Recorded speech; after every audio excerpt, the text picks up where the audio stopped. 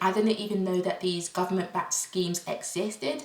If I did know, I would have acted accordingly and ensured that my deposit was put into one of these protection schemes, but I didn't, and that is essentially how I lost my £500 deposit.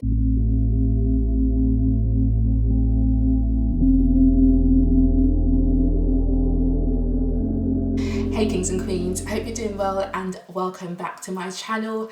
So today is a bit of me giving you advice about how not to lose your house deposit. I'm not talking about when you're buying a house, like God forbid that any of us lose our deposits during the house buying process. This is what happened to me when I was renting, so when I was a private tenant. I can't remember what year this happened in. I think it was 2013 maybe. This was the first house that I decided to move into from, I graduated from university, I moved back home, and I just wasn't getting on with my parents at all. Like, I felt like I needed to get out of there as soon as possible. Like, that relationship was no longer working. So I began looking on sparerooms.co.uk for a room that I could rent, and I found this really nice place actually in Stratford, so in East London, and I think I was there maybe for about a year. This was the first place that I moved into, like, outside of university, so like I felt like I was a really big grown up making my own decisions. Yeah, and it all was going quite well, and then things kind of like started to go downhill. A few months after moving in, they just began to not respond to things as quickly as they did in the beginning.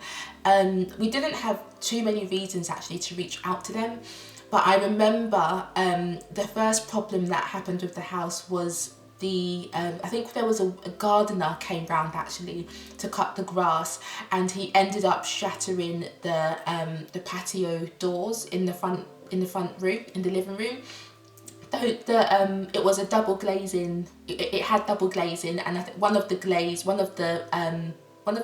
if that makes sense, one of the glazing, should I say, one of them shattered, so it left the living room, which was the room that the couple used as their bedroom, it left it really, really cold. And I remember they informed the estate agent, and they just didn't get a response, and that glazing issue didn't get fixed. I believe that it never got fixed. That was the first issue I recall that we had with the estate agent. And then the next issue was mice. I remember coming home, it was my birthday, so it was in December. I remember coming home from like a Christmas party, because my birthday's around the Christmas time. I was, had a great night out with my friends and work colleagues, and all I was just looking forward to was coming home and just collapsing into bed and falling asleep. And I remember I came in through the front door, put the light on, and I just saw something shoot up the stairs, and I nearly had a heart attack. I was so scared because I was not expecting to see anything move or anything like that at all, and I saw that it was a mouse, and I was so scared because it like ran up the stairs, and that was where I needed to head. My room was upstairs, so I was just like, oh my God, there is a mouse in this house. And obviously it's run upstairs, so I guess towards my bedroom. Like I had to also go upstairs. There was no way that I could go to my room without going up the stairs. So I was so scared, and essentially we ended up having a problem with mice for, I don't know how long it was. It was definitely maybe a couple months or so. I remember calling the estate agent. I don't believe I got any response. If I did get a response, they definitely didn't do anything about it. Like, no pest control came round. They didn't come round, the estate agent themselves. Nothing happened. So we were living with mice in this house, and I was so scared that they would come under like my bedroom door and into my room, and it was just awful. I was so scared. It was completely awful. But that wasn't even the tip of the iceberg. What was really the last straw in this housing situation that I was in was the boiler stopped working, and it meant that we had no hot water. We couldn't shower, we couldn't do anything. Luckily it wasn't winter at this point, so this was probably March times, maybe like springtime, so we didn't need the central heating on, but of course we needed hot water to shower. And yeah, the boiler stopped working, and again we were all calling the estate agent, like, can you please come and do something about it? No response. We didn't hear a peep from them. So what I had to do, and I can't remember how long this went on for, because I think at that point I knew that I had to go. I knew I had to give my notice and just like leave. I remember during the week I had to shower at my workplace. Like, thank God my workplace, the offices that I used to work in at that time, thank God they had showers on every floor. So I used to go to work super early. I'd take my towel, wrap it in my bag, take my shower gel, take my cocoa butter or my shea butter that I used to use at that time to moisturize myself, take that all to work and shower in the offices very early in the morning. And I would do that every day, Monday to Friday, because if I didn't do that, like, how else would I be able to shower? That itself was so stressful. And I remember also on the weekends, because of course I couldn't go all the way to work to shower, so on the weekends I had to use our local leisure centre to shower.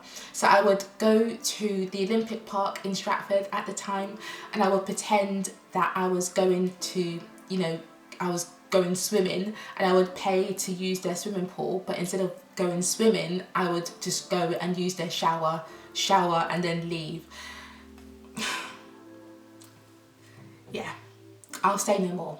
Those are the reasons why I was pushed and forced to leave that place.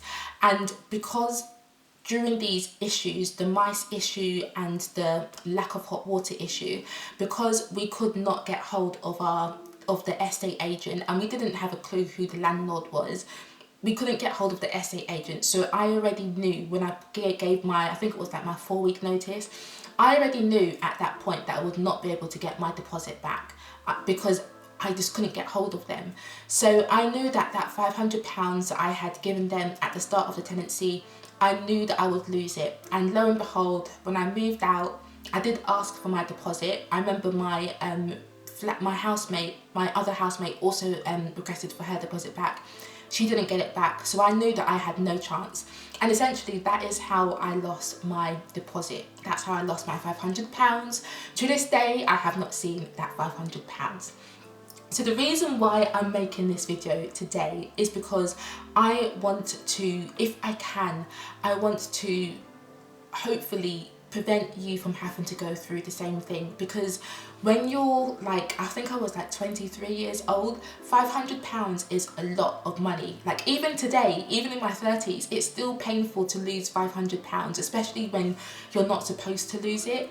So this is what I'm going to explain to you now. This is a way to ensure that if you're renting in the private sector, this is a way to ensure that you do not lose your deposit money. So get your notebook out, get your pen and paper, grab your phone and start or be prepared to make some notes, because this is really, really important. And I think all private tenants should be aware of this. So yeah, let's dive in. So what we're about to discuss are government-backed schemes that help you protect your deposit money. So they ensure that you will actually get your deposit back at the end of the tenancy. And these schemes also ensure that you are treated fairly at the end of your tenancy. Before the introduction of these schemes, it was really hard for tenants to get their money back from landlords. So it's really important that you're aware that these schemes actually exist, because they protect you. So since April of 2007, both landlords and estate agents have been legally required to protect your deposit by putting them into a tenancy deposit scheme if you are renting a property or a room on an assured short-hold tenancy. So putting your deposit into a government-backed scheme is the legal way for your deposit to be protected and kept safe, and it's the way that the law helps ensure that you are treated fairly at the end of your tenancy. So there are 3 tenancy deposit schemes in England and Wales, and your landlord or estate agent should register your deposit with one of those 3. It will be up to your landlord or estate agent to decide what scheme to use. All schemes have a free option for landlords and estate agents to use, and the free scheme is called a custodial scheme. This free scheme is the scheme that most landlords and estate agents go with, and so this is what I'll be explaining in this video. So with the deposit protection service, they actually hold your deposit and protect it for you versus your landlord holding your deposit themselves. So you can use the deposit scheme's website during your tenancy to check the status of your deposit. So you can actually log in and check that your deposit is still there, and you can do this at any time during your tenancy. If you're in a dispute with your landlord or estate agent, your deposit will be protected in the scheme until the issue is sorted out. So each scheme has a free resolution service. So if your landlord or your agent are proposing to make deduction from your deposit, say for example they're accusing you of damaging the property or not paying your rent or bills, or they're saying that you've broken some other terms in your tenancy agreement, an impartial adjudicator will review your case and they will decide how your deposit will be divided out between you and the landlord or the agent, and they will impose a legally binding decision. If your landlord or agent haven't told you that they protected your deposit in the scheme, you can check the scheme provider's website. So you'll need to enter a few details, for example your surname, the address or the postcode of the property that you're renting, and the date that you started your tenancy. Your tenancy agreement, if you have one, will show this information. So let me explain the logistics of using a deposit protection service.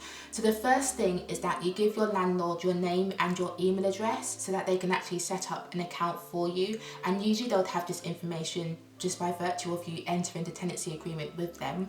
You will pay your deposit to your estate agent or to your landlord directly. You don't pay it to the deposit protection scheme directly. So once you've paid your deposit, your landlord or the agent, they must put your deposit in the scheme within 30 days of receiving the money from you. Within those 30 days, they should also give you the name and address of the tenancy deposit protection scheme that they've chosen to use, and the dispute resolution service, and they should tell you how to apply to get your deposit back at the end of your tenancy. The deposit protection scheme will release your deposit to your landlord once you and the landlord or the agent have agreed on the amount to be returned to you. So deposit must be returned to you within 10 days of you and the landlord agreeing how much you'll get back. In a nutshell, that is how deposit protection schemes work.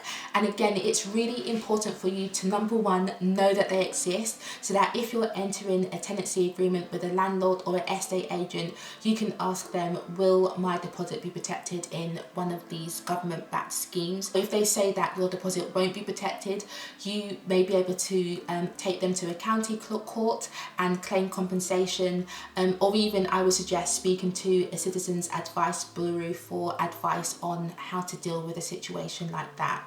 So if I had done this in the past, if I even knew that these deposit protection schemes existed, I could have either ensured that my landlord did that, or claimed compensation, or gone through a county court to ensure that I got my deposit back, or I could have just simply told them from the get-go, look, I'm not proceeding with this agreement, I'm not going to move in. But unfortunately, I didn't even know they existed, so I wasn't aware of the right questions to ask my estate agent at the time. Hopefully me sharing this video just gives you insight into some of the things you need to be aware of if you are considering renting a private property or room out, if you're considering moving out of your parents' home and your first step is to rent a flat share or a house share. It's just really important that we're aware of our rights and we're aware of how things should be done properly, so that we could protect ourselves and not lose money in the process.